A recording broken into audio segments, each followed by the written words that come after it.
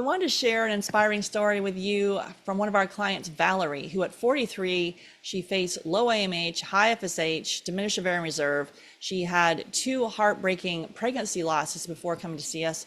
And like many women in her shoes, she was told IVF and then ultimately donor eggs were her only hope.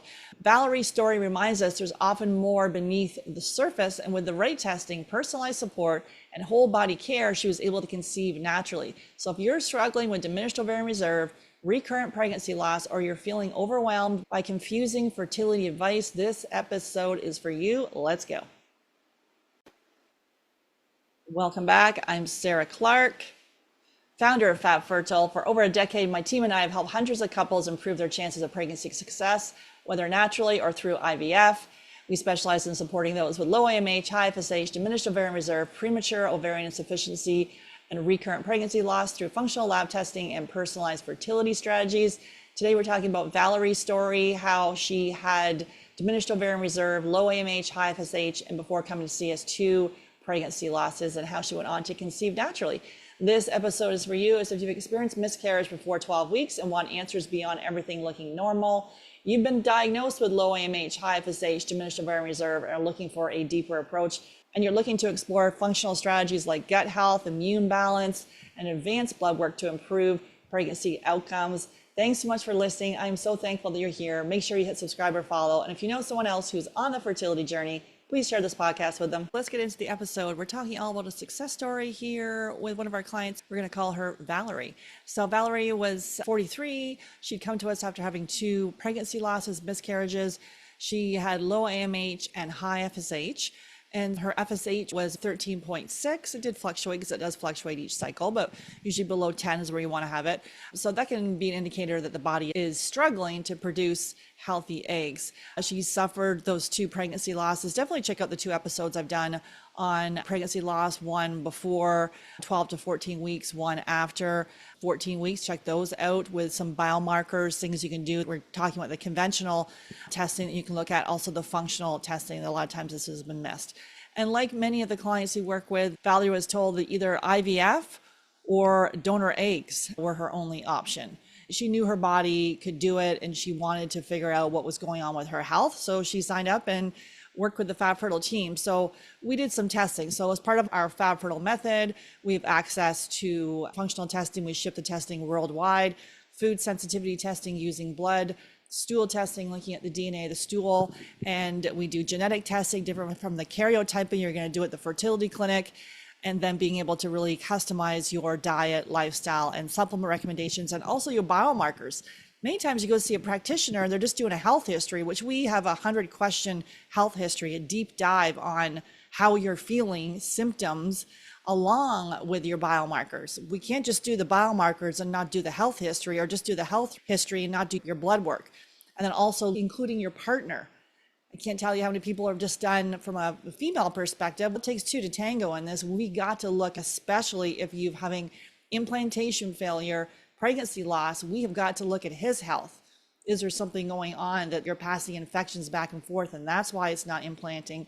You've got this beautiful embryo, and maybe there's an issue. He has an infection in the seminal microbiome, and we're passing that back and forth, and that's why it's not making. And maybe there's issues with his DNA fragmentation. No one checked it, and that's why you're having pregnancy losses. So it's really important to do a deep dive and include both partners. So for her thyroid function, so her TSH was at 3 when she started with us. Even your REI is going to want to have that below 2. Typically recommended to take thyroid medication, which was the recommendation for her. So we're not opposed to taking medication. That can be part of a solution. We do have a functional medicine OBGYN as part of our team. He is our medical case reviewer. So he reviews cases for us. He's not your doctor, but he's part of our team.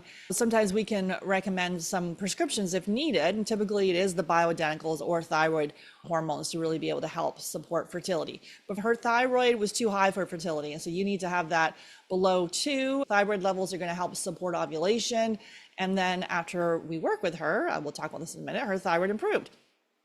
Her hormone metabolism, so she was on a medication called cabergoline. It's used to lower prolactin, but long-term use can impact the liver and cholesterol levels, and we were definitely seeing indications of that on her blood work. And so the low cholesterol meant that her body was struggling to make sex hormones needed for pregnancy. So we need to be careful. Sometimes we're chasing one thing and it affects the rest of the thing. It's usually the body's not in a silo. We need to look at all of this in a holistic manner.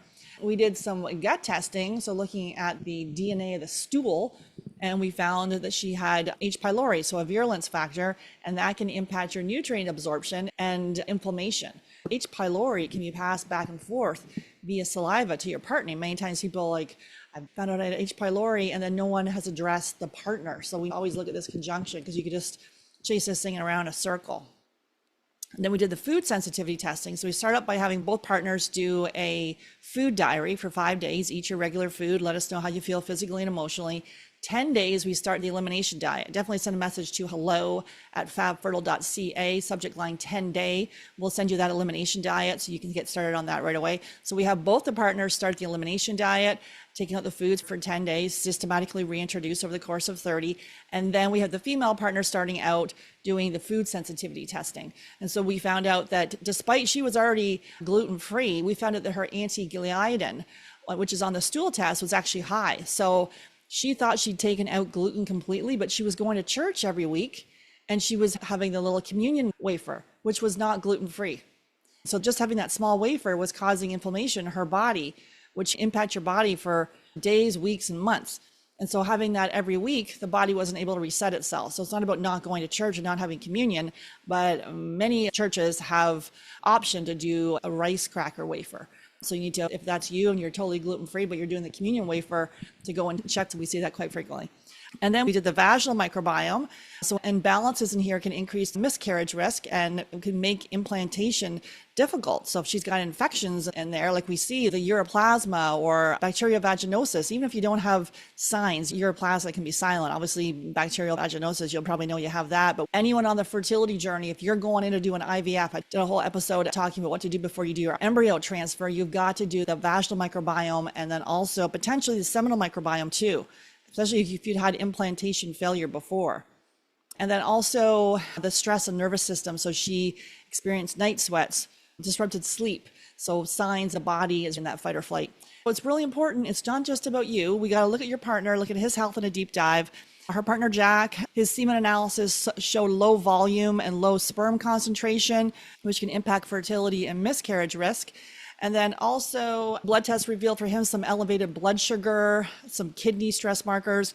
And so we improved his nutrition, hydration, stress management, and then his sperm quality and overall health improved, giving Valerie then a better chance of having this work naturally when they're trying to conceive. She stopped having those night sweats. She started sleeping through the night. I see so many people. It's interesting when you get your nutrient levels sorted out. We got people having nightmares for years, just terrorized in their sleep. Obviously, there could be some mental, emotional stuff. We need to deal with that if that's the case. In conjunction with nutrient imbalances, when nutrients are low, we can see night terrors. So she was just not sleeping. So we needed to work on that, looking at the liver, and definitely check out that episode we did on sleep and why that's important when you're on the fertility journey, especially if you're doing low AMH or high FSH. A sluggish liver, magnesium deficiencies, maybe your cortisol is spiking and you're waking up in the early morning. Maybe you're having a hard time falling asleep. Is it blood sugar issues? You're waking up between 1 to 3. So definitely need to dig into that piece. And then her energy improved. She felt calmer despite her stressful job. So she's a teacher. And we work with a lot of people in healthcare, nurses and doctors, helping other people, then many people that are working in labor and delivery, helping other people have babies and then struggling to have their own. Working in healthcare, nurses and doctors we work with, and also a lot of teachers. So these stressful professions, helping other people, doing your best and working long hours. So that was her extremely stressful job. And then she had digestive symptoms. She had a lot of constipation, which when we started work on her gut and added some fiber, a lot of the time when the thyroid is off, we can see constipation. So if normal to go 1 to 3 times a day, eliminate, not 1 to 3 times a week. All those toxins are recirculating your body and that can be impacting your hormones. So then her hormones began to balance. She had better ovulation. And then after 18 months, so our average success is 12 to 18 months. And it can be difficult, right? Sometimes people do opt for IVF or an IUI during that period of time. What we're going to do, we're going to do the testing, look at your biomarkers, look at your blood work, look at your partner, and really determine when or if it's time for you to go to IVF. Sometimes people feel in a rush and they may want to do that. Or we keep working with you to then continue to optimize your health. And in this case, she got pregnant naturally within 18 months at 43. Although we're told at a certain age that your fertility's fallen off a cliff and you'd better boogie, the majority of us can get pregnant naturally. We need to get to the underlying imbalances. So for her, it was addressing the thyroid, the gut, the hormones, and the stress that it tilts things the wrong way. And then looking at her partner's health. And so getting pregnant at 43 with her own eggs after 2 miscarriages, years of being stuck, being told IVF is her only option, she got pregnant naturally. And so it is taking your health into your own hands. It's not just you've got the low AMH and the high FSH and there's nothing you can do, and the only IVF or donor eggs. And for her, there was a lot of health markers that we need. Once we address those, then the hormones came back on imbalance. So I'm looking at those gut infections. So for her, the H. pylori, you eat this beautiful healthy diet, you don't absorb all those nutrients. She had those food sensitivities. For her, gluten, and the fact she was getting gluten at her place of worship.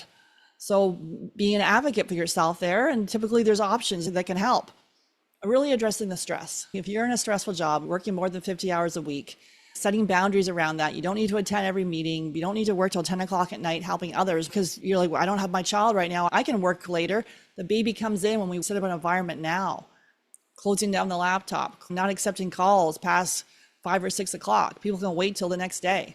Obviously, unless there's an emergency, but most things can wait till the next day. And then working on the health of your partner. We've got to look at his semen. We need to look at his blood work. We need to look at his gut microbiome. If we see indicators in there, if you're passing infections back and forth, it's not just about you making those changes. And so once we start making those changes with sleep and nutrition, the whole foundation of this piece, the diet that's right for both of you, the sleep, the movement, the stress, and then taking some foundational supplements. And then when you get all the testing in, taking targeted supplements, because a lot of times we're just taking supplements that we have expensive P. And if you're ready to improve your chances of pregnancy success, especially if you're over 40 and you're wondering what exactly you can do, there's a lot you can do to get your health in check. And it's not about doing these generalized recommendations, fertility superfoods, throwing out the plastics and minimizing your toxins. Yeah, that's the bare minimum. If you want to do this, looking at your blood work, looking at testing, and then making a targeted action plan, looking to see how stress impacts your adrenals, how that impacts your biomarkers, so then you can make some adjustments and really figure out exactly what's been missed. So if you wanted to get my eyes on your specific situation, send a message to hello@fabfertile.ca, subject line fertile, and we'll give you some options to help improve pregnancy success. Take care.